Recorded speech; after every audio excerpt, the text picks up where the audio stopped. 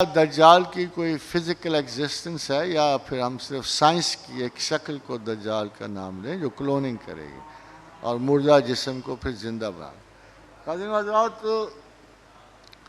آپ کو اللہ کے رسول نے بتایا بھی اور آپ پھر بھی غور نہیں کرتے ہو. آپ کو کہا کہ جب دجال کا شبہ بڑھ جائے تو سورہ کہف کی پہلی 10 آیات کو پڑھ لیں اور آخری 10 آیات کو پڑھ لیں.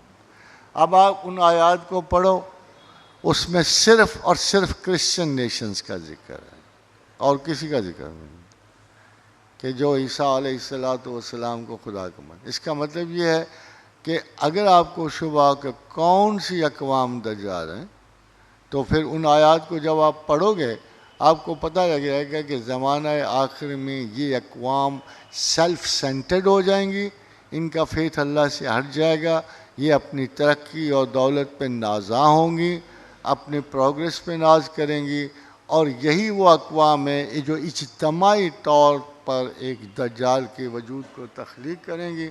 اور اسی کی وجہ سے اس سے پہلے میں نے آپ کو ایک مثال دی تھی کہ حضرت دانیال نے بھی دجال کے بارے میں بتایا، اور جب پوچھا حضرت جبریل سے کہ دجال کون ہے تو فرمایا مملکت رس، بحیرہ بالتوک اور پانیوں کے گرد آباد قوم دجال کا حصہ ہوں.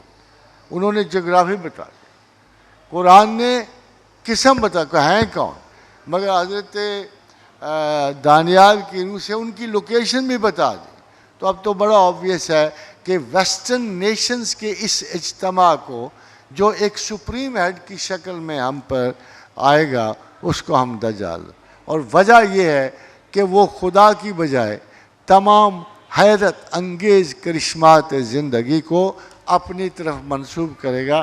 اور سب سے آخر میں آپ کو مشیو کاکو نینو ٹیکنالوجی کا جو بہت بڑا ایک سائنسدان ہے اس کے چند ایک الفاظ سنا دوں کہ وہ وقت قریب ہے کہ نینو ٹیکنالوجیز کے ذریعے ہم اپنے ہاتھ کے برگر کو بھی بچہ بنا سکتے ہیں. نینو ٹیکنالوجی سے کہتے ہیں کہ اب ہمارے پاس وہ آلات موجود ہیں کہ we can change the burger of our hand into a child. اور وہ وقت قریب آ رہا ہے.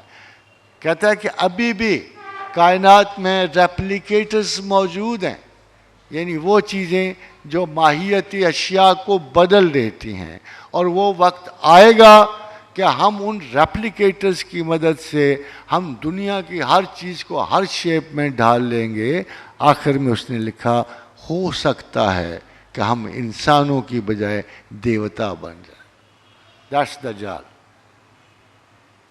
امکانات تیار ہو چکے ہیں and any time one can change into a God. مگر خدا واحد اور بزرگ و برتر کی حیثیت اپنی ہے، وہ آپ کو صرف اس سے آگاہ کر. وجہ ایک بڑے مزے کی بات ہے، جب بھی کبھی آپ کو شبہ ہونا آپ حضرت ابراہیم علیہ السلام کی وہ آرگومنٹ ضرور پڑھ لیا کریں کہ جب نمرود نے دعویٰ خدائی کیا تو بڑی ایک مزے کی سادہ کی مستقل پرماننٹ آرگومنٹ اسے ابراہیم نے دی. کیا ہے نمرود، اگر تو واقعی خدا ہے تو میرا رب تو مشرق سے سورج چڑھاتا ہے، تو مغرب سے چڑھاتا ہے. فبہت الذی کفر. مت بھولیے کہ دجال کا سب سے بڑا جھوٹ یہ ہے کہ وہ صرف ایک زمین کی ریفرنس سے بات کرتا ہے. Very easy. وہ ایک زمین کی ریفرنس سے بات کرتا ہے، وہ ایک زمین پہ خدائی کے دعوے کر رہا ہوتا ہے. اس کائنات بسیط میں اگر 2-4 ستارے بھی وہ پہ جہاز جا اترے گا تو کیا خدا ہو جائے گا؟ کیا اس بنانے والے کے قریب ہو جائے گا؟ کیا اس کے دعوے کی یہ سچائی ہوگی؟ وہ ایک چھوٹی سی ٹریلینز اینڈ ٹریلینز آف کائنات کے ستاروں میں ایک چھوٹے سے ننھے منھے سے گڑیا کی طرح کے ستارے پہ بیٹھا ہوا دعویٰ کر رہا ہوگا کہ میں اب خدا ہو چکا ہوں. مگر رب کائنات کی جب تک ابھی تو دجال بیچارے کو گنتی نہیں آئی کہ اب اصلی اللہ کے پاس جگہ کتنی ہیں، اس نے کیا خدا بننا ہے. اس لیے اس